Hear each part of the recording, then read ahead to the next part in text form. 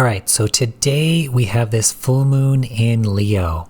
So today is going to be a bit of an extended daily, so longer than a minute, and I'm going to be posting this on all of my platforms. If you do like this extended for maybe the full moon, new moon, or kind of the bigger astrology days, just let me know in the comments what you think of this, and I could do more of these. Before we get started here, though, I do want to give a shout out to all of my new subscribers on YouTube, and of course to everyone that's following, liking all the TikToks and all the views and everything. I appreciate you. I love you so much. And of course, the largest percentage of viewers on my last TikTok, 40% of you were from the Philippines. So thank you very much. Maraming salamat po. I appreciate you all for watching, liking, and interacting with this. Appreciate it so much. Thank you. All right, so I did up a little blurb here. I wrote some stuff up regarding this full moon, so this is going to be a bit more extended here. I'm just going to read what I've written. I'm going to go through the chart and make any extra comments. So let's get into it here. Okay, just to mention now, as well as there are more people watching this, and this is a collective reading, please remember that with any kind of collective reading, take what resonates, leave what doesn't. Obviously, with so many people watching this, all of what I'm going to say isn't going to apply specifically to absolutely everyone here. So be mindful of that. And like I said, listen to your heart, take what resonates, and leave what doesn't.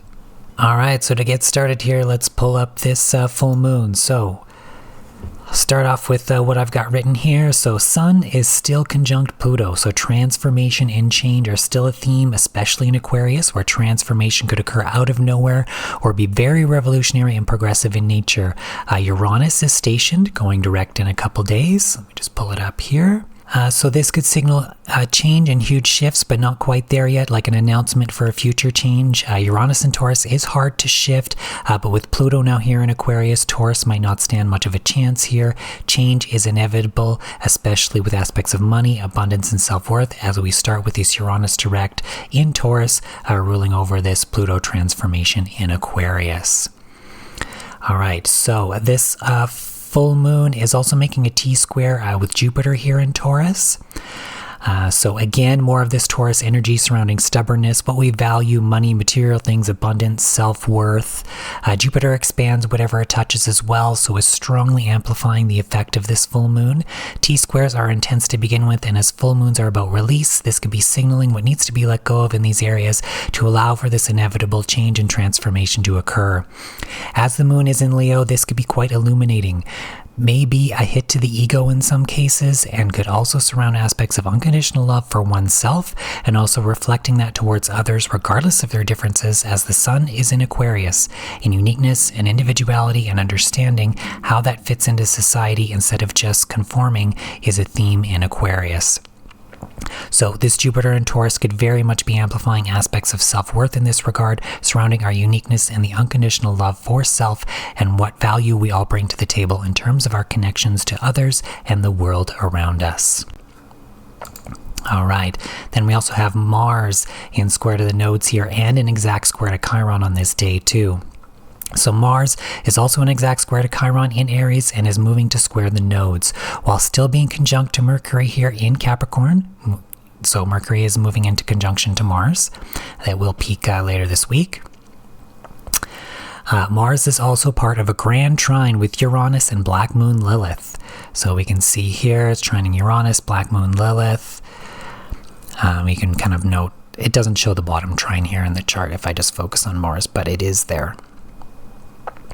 So there is definitely an aspect of rebellion, boundaries, and change evident here. There is also a lot to unpack with this Mars alone on this day, let alone it being a full moon. With the square to Chiron and Chiron now direct, we are wanting to move forward and heal from the wounds of self, individuality, and independence represented by the sign of Aries where Chiron resides. Mars is also the ruler to Aries, which adds to this even more. Mars is exalted in Capricorn where it is currently transiting, so this Mars energy is extremely powerful here. With a conjunction to Mercury, this could be a terse setting of boundaries to areas where we had incurred these wounds in the past and simply just not taking it anymore type of energy. This is amplified by the square building to the north node, right over here, as well representing our trajectory forward. All right, with the square to the south node as well, this is again reflecting setting firm boundaries and taking action towards releasing and letting go of the Venus-related themes that are no longer working for us, whether it be relationships, material things, outdated aspects of self-worth, etc. Releasing aspects of codependency and focusing on where we stand as an individual are prominent here as well. This energy may feel like we are simply just not taking it anymore. Like I said previously, this trine to Uranus, which is currently stationed ready to go direct, adds to this emphasis of change. So shakeups and moving forward that we all wish to achieve. So this could also represent our own uniqueness as Uranus rules Aquarius, but in terms of our own unique value and self-worth as it is in the sign of Taurus.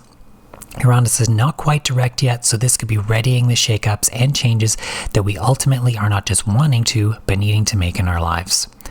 This is even more exemplified by this grand trine to Black Moon Lilith as well. This adds to the more rebellious type energy, and with Black Moon Lilith in Virgo, this is recognizing the small details, our daily schedules, and also stress and aspects of physical health that may be related to these acts of rebellion, revelation, and illumination on this full moon. What is also unique about this full moon, and let me pull it up here, is that when it occurs, the moon will be the apex point of a yod formed by two quincunxes to both Venus and Saturn, which are building in sextile in Capricorn and Pisces respectively. So you can see here Venus in Capricorn and also Uranus and Pisces, both in quincunx here to this full moon. So this could relate to blocks in relationships and the dissolution of those, also setting new goals, foundations, and boundaries, as I consider Saturn and Pisces the dissolution of structure, as Pisces is the realization that the Capricornian structure is truly just a creation, a fantasy. There is no structure to Pisces. Anything is possible here. It is the sign of spirituality, fantasy, illusion, and creativity. The dissolution could be exemplified by this illumination of self-love and the integration that may be required in that sense in order to dissolve those old restrictions regarding those relationships and other Venus-related themes as well, again, self-worth, value, material things.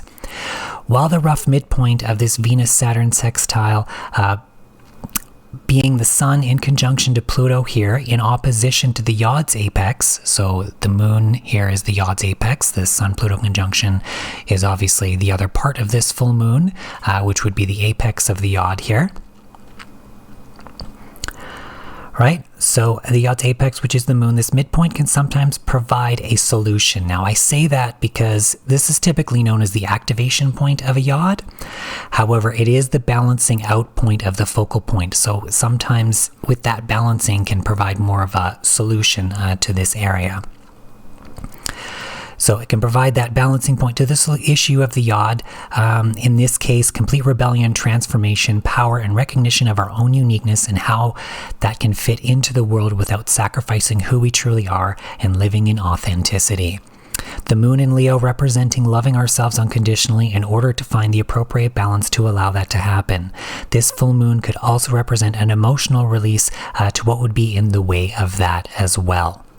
This Leo is a very strong leadership sign too. This could, being our own leader in our own life through that aspect of unconditional love of self. And to just kind of finish off here, as Pluto and the Sun are now in Aquarius after their conjunction at the anaretic degree of Capricorn, this is signaling the end of the old world, the old foundations. Things are changing and it all starts with us and what we can bring to the table and to not stand for that which is in the way of that. This may be a very self-empowering full moon. So I hope you kind of like this little extended bit here. Again, I kind of wrote that up previously, that bit of a blurb. So again, take what resonates with you, leave what doesn't. Have a happy full moon, everyone. Thank you very much.